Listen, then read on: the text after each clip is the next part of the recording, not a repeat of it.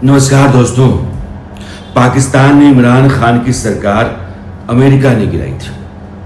America के दबाव में इमरान का साथ देने वाले दलों ने विपक्ष से जाकर के हाथ मिला लिया था और बाकी काम वहां की सेना ने कर दिया था। यह बात investigative media outlet drop site ने उस ओरिजिनल डॉक्यूमेंट को पब्लिश करके दुनिया के सामने रखी है, जिसको साइफर कहा जाता है। यही डॉक्यूमेंट इमरान खान के उस दावे के पीछे भी रहा है जिसमें उन्होंने कहा था कि उनकी सरकार को अमेरिका के सपोर्ट से गिराया गया था, बदला गया था। I-0678 इस नाम के केबल में अमेरिका में पाकिस्तान के तब के राजदूत और अमेरिकी विदेश विभाग के एक सीनियर ऑफिसर डोनाल्ड लू के बीच हुई बैठक का रिकॉर्ड दर्ज। यह बैठक अप्रैल 2022 में इमरान खान के खिलाफ अविश्वास प्रस्ताव पारित करके उनकी सरकार को गिराने से ठीक पहले हुई थी। अब कहानी को जरा आप तफसील से समझिएगा। दुनिया की बहुत बड़ी खबर जिसने हलचल मचा रखी है। जून 2021 में CIA के तब के chief William J Burns Islamabad में थे और चाहते थे कि वे पाकिस्तान के तब के प्रधानमंत्री इमरान खान से मिलें। उस दौर की रिपोर्ट के मुताबिक बर्न्स पूरे दिन तक इमरान खान से मिलने का इंतजार करते रहे, लेकिन मुलाकात नहीं हुई। इमरान खान के ऑफिस ने फोन पर बर्न्स को यह मैसेज भेजा कि प्रधानमंत्री अपने प्रोटोकॉल के मुताबिक ही मिलेंगे। इसका मतलब ये है कि उनके जो काउंटर पार्ट हैं अमेरिका के राष्ट्रपति जो बाइडन, तब जो बाइडन प्रेसिडेंट हुआ करते थे, उनसे ही इमरान मिलेंगे। और उसी साल जनवरी 2021 में सत्ता में आने के बाद से इमरान खान ने कई बार सीधी बातचीत की कोशिश की थी जो बाइडन के साथ, लेकिन उन्होंने बातचीत को ठुकरा दिया था। बाइडन का इमरान खान से व्यक्तिगत रूप से मिलने से इनकार करना पिछली ट्रंप सरकार की नीति से बिल्कुल उलट था। जुलाई 2019 में ट्रंप एडमिनिस्ट्रेशन के दौरान इमरान खान को व्हाइट हाउस में एक छोटी सी मुलाकात के लिए बुलाया गया था, लेकिन वह मुलाकात 90 मिनट से ज्यादा चली थी। यानी कि ट्रंप ने इमरान खान को तब अहमियत दी थी, बाइडन नहीं देना चाहते थे। उनको ट्रंप और इमरान में एक ही तरह का संबंध दिख रहा था, इक्वालिटी दिख रही थी। और ट्रंप और इमरान खान 1980 और 90 के दशक के चर्चित चेहरे रहे। बाद में लगभग एक ही दौर में दोनों लोकप्रिय हुए और दोनों का राजनीति में उभार आप देखेंगे। सितंबर 2019 में यूनाइटेड नेशंस की जनरल असेंबली होती है।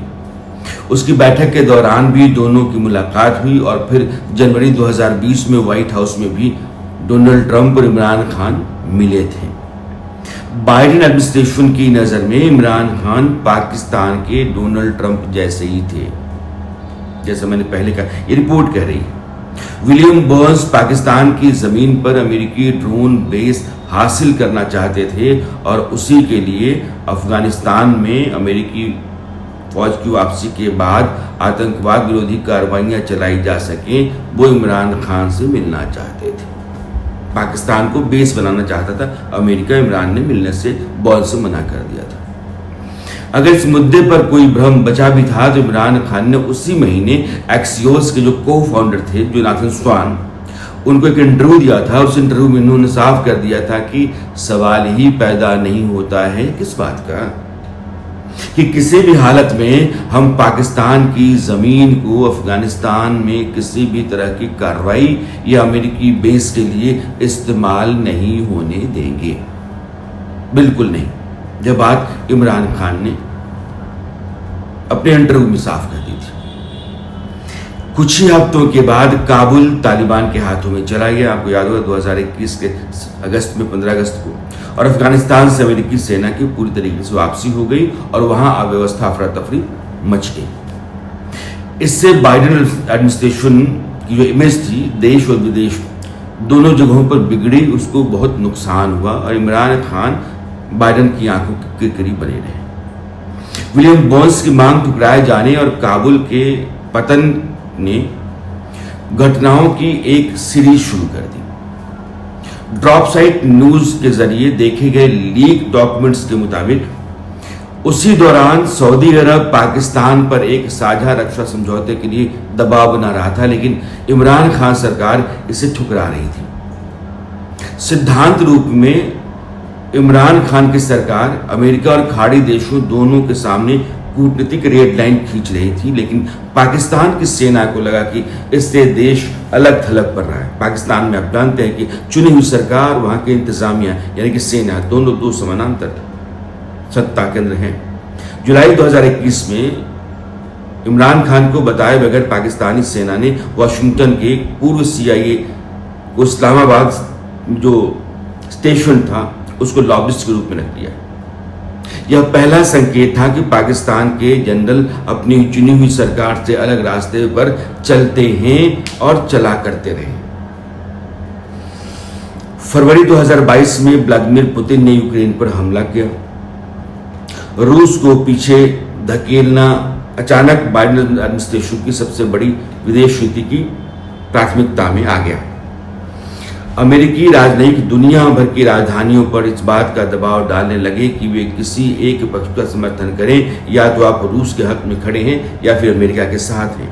दुनिया यूक्रेन युद्ध पर बंटने लगी और पाकिस्तान अचानक इस भू राजनीतिक तूफान के केंद्र में आ गया। 24 फरवरी 2022 आपको याद होगा, जिस दिन रूसी सेना यूक्रेन में घुसी, उसी दिन इमरान खान मॉस्को में पुतिन से मुलाकात कर रहे थे। कुछ दिन पहले ही बाइडेन के राष्ट्रीय सुरक्षा सलाहकार तब के जेक सुलिवन ने पाकिस्तान के राष्ट्रीय सुरक्षा सलाहकार मोइद यूसुफ को फोन कर इमरान खान को अपनी रूस यात्रा रद्द करने के लिए मनाने को कहा था। बाद में लीक हुई बातचीत के मुताबिक सुलिवन ने साफ चेतावनी दी थी कि पाकिस्तान को यूक्रेन युद्ध में अमेरिका का साथ देना चाहिए, लेकिन इमरान खान ने चेतावनी को नजरअंदाज कर दिया। इमरान खान को अमेरिका बहुत भरोसेमंद कभी लगा नहीं, और उसी दिन पुतिन और इमरान खान की हाथ मिलाते हुए तस्वीरें सोशल मीडिया पर वायरल हुई थी। पाकिस्तान ने कहा कि यह यात्रा कई महीने पहले तय हुई थी और इसे रद्द नहीं किया जा सकता है। बाइडेन एडमिनिस्ट्रेशन के सामने उसका पूरा रुख साफ था, लेकिन वॉशिंगटन ने इसे सामान्य घटना के तौर पर नहीं देखा। उसने माना कि आप रूस के साथ जा रहे हैं। कुछ दिनों बाद पाकिस्तान ने संयुक्त राष्ट्र महासभा में रूस की निंदा वाले प्रस्ताव पर मतदान से अपने आप को थोड़ा दूर कर दिया। चीन, भारत और ग्लोबल साउथ के कई देशों की तरह पाकिस्तान भी तटस्थ रहा। मॉस्को यात्रा और अमेरिका के साथ खुलकर न खड़ा होने से नाराज अमेरिकी अधिकारी पाकिस्तान के जो रिप्रेजेंटेटिव्स थे उनसे निजी तौर पर यह बात कहने लगे कि अब आपके साथ यानी पाकिस्तान के साथ अमेरिका के संबंध उस तरह से नहीं चल सकते जिस तरीके से चलते रहे। 7 मार्च 2022 को वॉशिंगटन में पाकिस्तान के राजदूत आसद मजीद खान की मुलाकात दक्षिण और मध्य एशिया मामलों के अमेरिकी सहायक विदेश मंत्री डोनाल्ड लू से हुई। बाद में लीक हुए एक सीक्रेट डिप्लोमेटिक मैसेज में इस बातचीत को अमेरिका पाकिस्तान के रिश्तों का निर्णायक मोड़ माना गया। उस मैसेज के मुताबिक डोनाल्ड लू ने कहा कि अगर इमरान खान को अविश्वास प्रस्ताव के जरिए हटा दिया जाता है तो वाशिंगटन की सारी नाराजगी दूर हो जाएगी, संबंध पहले की तरह चलने लगेंगे, सब कुछ माफ कर दिया जाएगा। ये बात आगे असर डालती है। 9 अप्रैल 2022 को इमरान खान को सेना के समर्थन से अविश्वास प्रस्ताव के जरिए सत्ता से हटा दिया गया। वह पूरा ड्रामा दुनिया ने देखा, आपने भी देखा होगा। उनकी जो पार्टी थी तहरीक-ए-इंसाफ, उसको बाद में बैन कर दिया गया, उसका चुनाव चिन्ह छीन लिया गया और 2024 के चुनाव में उसके नाम के उम्मीदवार उतरने पर मनाही लगा दी गई। निर्दलीय उम्मीदवार उनके उतरे मैदान में और वो जीते भी, लेकिन इमरान की पार्टी नहीं लड़ी। इमरान खान की पत्नी बीबी बुशरा को करप्शन, सीक्रेट डॉक्यूमेंट्स लीक, सुरक्षा मामलों को लेकर के कई तरह के मुकदमों में फंसाया गया। दोनों आज भी जेल में हैं और पिछले साल से बहुत बुरे हाल में है। एक आंख की रोशनी भी इमरान खान की चली गई है, कहा जाता रहा है। जो नई सरकार आई पाकिस्तान में, उसके आने के बाद पाकिस्तान ने अमेरिका को वही देना शुरू किया जिसे इमरान खान ने देने से इनकार कर दिया था। कुछ ही महीनों में पाकिस्तान यूक्रेन को तोप के गोले और बाकी हथियारों का बड़ा सप्लायर बन गया, यानी कि अमेरिका खेमे में जाकर खड़ा हो गया यूक्रेन युद्ध में। उसने कहा कि आप जैसा कह रहे हैं वैसा हम करने को तैयार हैं, जो इमरान खान नहीं हो रहे थे। 9 अप्रैल 2022 जिसे इमरान खान की सरकार गिरी थी, उसी दिन पाकिस्तान ने शाहीन 3 मिसाइल का परीक्षण किया था और यह लगभग 3000 किलोमीटर मारक क्षमता वाली मिसाइल है और पाकिस्तान की सबसे लंबी दूरी की बैलिस्टिक मिसाइल है। पाकिस्तान का मिसाइल प्रोग्राम भले ही भारत सेंटर्ड हो, लेकिन इस परीक्षण ने दिखाया कि उसकी मिसाइलें इजराइल तक भी पहुंच सकती हैं 3000 किलोमीटर। यह बात लंबे समय से वाशिंगटन की चिंता का कारण रही और पाकिस्तान पर अमेरिका का इसको लेकर के दबाव रहा। इमरान खान के हटने के बाद से पाकिस्तान की सेना के जो प्रमुख थे, कमर जावेद बाजवा, जिन्होंने इमरान खान की सरकार को हटाने में बहुत बड़ी भूमिका निभाई, अक्टूबर 2022 में अमेरिका गए। उन्होंने रक्षा मंत्री लॉयड ऑस्टिन और जैक सुलिवन से मुलाकात की।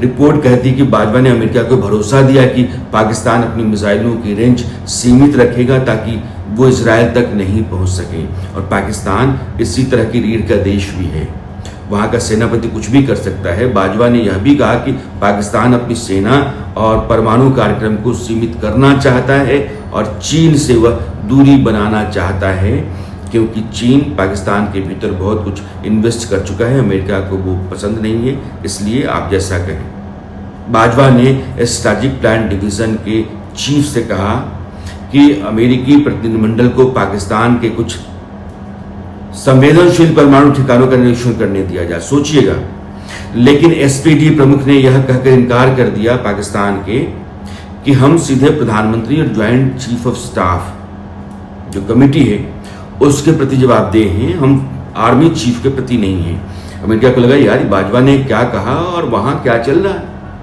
वहां तो ऐसा होगा ही नहीं।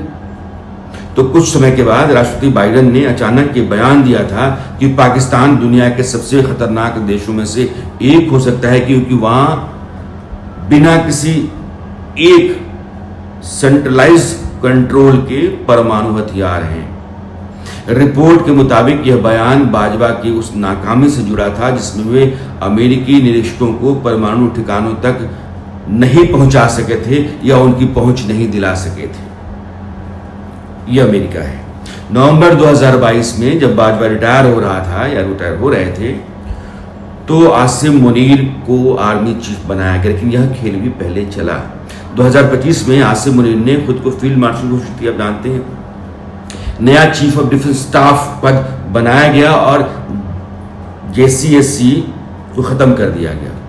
यानी कि पाकिस्तान का जो परमाणु कंट्रोल है वो एक व्यक्ति के हाथ में आ गया। वह व्यक्ति आज की तारीख में आसिम मुनीर है। अमेरिका की वो जो चिंता थी वो दूर हो गई। दरअसल 2019 में जब मुनीर ISI चीफ थे तब वे इमरान खान के साथ ईरान के दौरे पर गए थे और वहां बलूचिस्तान ब्रिगेड को लेकर उन्होंने कथित तौर पर ईरानी अधिकारियों से बहुत ही आक्रामक लहजे में बातचीत की थी। ईरान को वह बात पसंद नहीं आई थी और तेहरान नाराज हुआ था। इमरान खान ने बाद में ISI के चीफ के पोस्ट से आसिम मुनीर को चलता कर दिया था। इमरान खान ने आरोप लगाया कि पद से हटने के बाद आसिम मुनीर लंदन गए और नवाज शरीफ से मिले। उनके मुताबिक वहीं पे लंदन में कथित तौर पर एक प्लान बना जिसके तहत आसिम मुनीर को सेना का प्रमुख बनाया जाएगा और बदले में इमरान खान और उनकी पार्टी को राजनीतिक और न्यायिक रूप से खत्म करने की कोशिश की जाएगी या उसकी तैयारी की जाएगी। 24 नवंबर 2022 को मुनीर सेना प्रमुख बने। इसके बाद इमरान खान पर लगातार मुकदमे चलने लगे, जबकि नवाज शरीफ 2023 में पाकिस्तान लौटे और उनके अधिकांश मामलों को जल्द ही खत्म भी कर दिया गया। इसलिए वो बैठक बिल्कुल सही इमरान खान कह रहे थे। फरवरी 2024 तक शहबाज शरीफ फिर प्रधानमंत्री बन चुके थे और मुनीर देश के सबसे शक्तिशाली व्यक्ति माने जाने लगे थे। कई सालों तक चीन और पाकिस्तान के बीच में जो CPEC है, चाइना पाकिस्तान इकोनॉमिक कॉरिडोर, वो पाकिस्तान चीन के रिश्तों की रीढ़ रहा। लेकिन मुनीर के दौर में लगभग ठहर गया। लगभग 90 परियोजनाओं में से 38 पूरी हुई, बाकी नहीं हुई। कई परियोजनाएं आज की तारीख में रुकी हुई हैं और नई परियोजनाएं शुरू हुई ही नहीं और उससे ऐड भी नहीं हुई। 2024 में शहबाज शरीफ चीन के दौरे पर गए और नई फंडिंग के लिए कोशिश की, लेकिन खाली हाथ आए। चीनी कंपनियों ने दिलचस्पी नहीं दिखाई। पाकिस्तान पर यह आरोप भी लगा कि तुम चीनी नागरिकों की हमारे यहाँ अपने यहाँ सुरक्षा नहीं कर पा रहे हो। यह जो रिपोर्ट पब्लिक हुई है, छपी है, इसके मुताबिक पाकिस्तान ने चीन को ग्वादर बंदरगाह को स्थायी चीनी सैन्य अड्डे में बदलने का प्रस्ताव दिया था पाकिस्तान ने, लेकिन बदले में पाकिस्तान ने चीन से परमाणु प्रतिरोध क्षमता और अमेरिकी दबाव से सुरक्षा जैसी बड़ी मांगे भी रखी थी। चीन ने कहा कि पागल हो गए हो, इससे हमको मतलब ही नहीं है, तुम्हारा क्या होना है, क्या भला होना है, तुम भरोसे के लायक नहीं हो, मेरा कोई इंटरेस्ट नहीं। इसके बाद सीपीसी का दूसरा जो फेज था वो धीमा पड़ा और चीन पाकिस्तान संबंधों में लगभग ठंडापन आना शुरू हुआ। ये रिपोर्ट दावा करती है कि इससे वॉशिंगटन का बड़ा रणनीतिक लाभ हुआ और इसी के चलते ट्रंप ने आसिम मुनीर को अपना पसंदीदा फील्ड मार्शल कहा। आज की तारीख में डोनाल्ड ट्रंप की आंखों का लाडला है, ब्लू आइड बॉय है आसिम मुनीर, इसलिए है कि वो अमेरिका का जो भी वेस्टेड इंटरेस्ट है उसको सर्व कर रहा है और वो पाकिस्तान की पूरी हुकूमत को गिरवी रख सकता है, पाकिस्तान की फौज को बेच सकता है, पाकिस्तान को वेस्टेड इंटरेस्ट को अमेरिका के हाथों में दे सकता है कि साहब आप ले लो, लेकिन हमें अपनी जगह पर रहने दो और हमारे आपके बीच में सब कुछ ठीक रहेगा तो आप जैसा चाहेंगे वैसा होता रहेगा। तो ये आसिम मुनीर है और ये जो डॉक्यूमेंट लीक हुई हैं, ये डॉक्यूमेंट यह बताती है कि पाकिस्तान में इमरान खान की सरकार 2022 में अप्रैल में गिराई गई थी। दरअसल वो अमेरिका की कोशिश का नतीजा थी और अमेरिका ने पाकिस्तान के भीतर घुस करके पाकिस्तान की फौज पर दबाव डाल करके इमरान खान को सत्ता से बेदखल किया था। तो इस रिपोर्ट ने दुनिया में खलबली मचाई है, तहलका मचाया है, इसलिए हमने सोचा कि इसको आपके साथ शेयर करूं। और अगर आपने मेरे YouTube चैनल को अभी तक सब्सक्राइब नहीं किया है तो कर लीजिए, वीडियोस को शेयर किया कीजिए, लाइक किया कीजिए और अपनी जो भी राय है उसको कमेंट बॉक्स में दर्ज किया कीजिए। तो फिलहाल अब मुझे दीजिए विदा।